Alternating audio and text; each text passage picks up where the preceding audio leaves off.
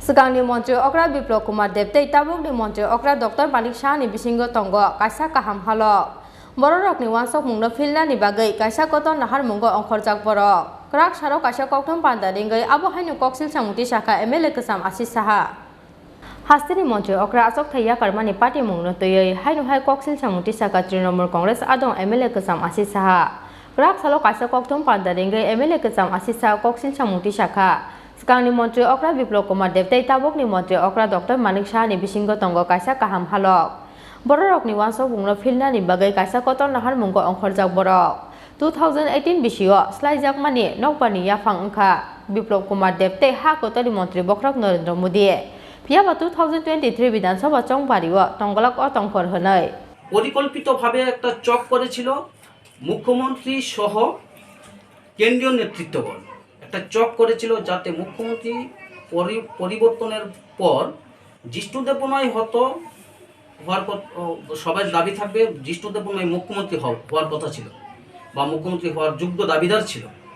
সেই জায়গায় পরিকল্পিতভাবে প্রতীককে পরিকল্পিতভাবে ফাঁসিয়ে মুখ্যমন্ত্রীর মাতাকে হেড করে দিয়েছে যাতে মুখ্যমন্ত্রী পদত্যাগের পর মুখ্যমন্ত্রী না হতে পারে তার জন্য পরিকল্পিত এই নাটকটা করেছেন এবং সর্বভারতীয় স্তরে এটা প্রচারে এসেছে।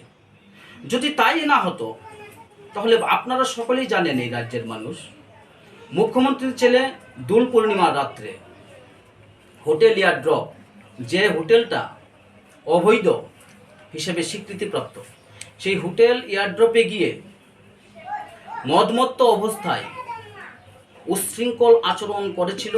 শুধু উচ্ছৃঙ্খল আচরণ নয়, তাদের ভারতীয় জনতা পার্টির একজন কার্যকর্তা কর্মী তাকে বোঝানোর চেষ্টা করেছিল কিন্তু তাকে না মানেনি, বরঞ্চ তাকে উল্টো কেসে ফাঁসিয়েছিল। তাহলে এবার ব্যাপার হলো মুখ্যমন্ত্রী ছেলের হোটেল এয়ারড্রপের ঘটনাটির সিসি ক্যামেরা ফুটেজ ছিল, সেই সিসি ক্যামেরার ফুটেজ লিক হয়নি কেন, আউট করা হয়নি কেন? ঠিক তদ্রুপ প্রতীকের ব্যাপারগুলিও সিসি ক্যামেরায় এসেছিল।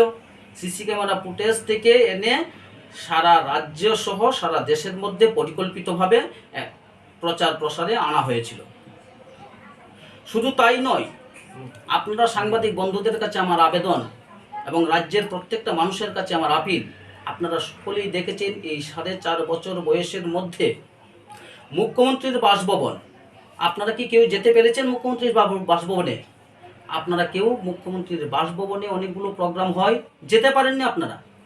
একে একে বিধায়কগণ মন্ত্রীগণ যখন বের হয় তখন আপনারা তাদেরকে প্রশ্ন করেন কি হয়েছে কি না হয়েছে, কিন্তু যেদিন মুখ্যমন্ত্রী রেজিগনেশন দিয়েছেন সেই দিন পরিকল্পিত যদি না হতো তাহলে পরিকল্পিত এই অর্থে বলছে ওনারা জানে যে রামপ্রসাদ পুরানো কার্যকর্তা, পুরানো ভারতীয় জনতা পার্টির নেতা এবং স্বয়ংসেবক, রামপ্রসাদের বিবেকে অবশ্যই লাগবে যে মানিক সাহাকে কেউ মেনে নিতে পারবে না এবং রামপ্রসাদ এর আগেও অনেকগুলো ঘটনা মানিক সাহাকে নিয়ে করেছেন, যার দরুন আপনাদের সেই দিন পরিকল্পিতভাবে ভিতরে প্রবেশ করার একটা সুযোগ দিয়েছেন।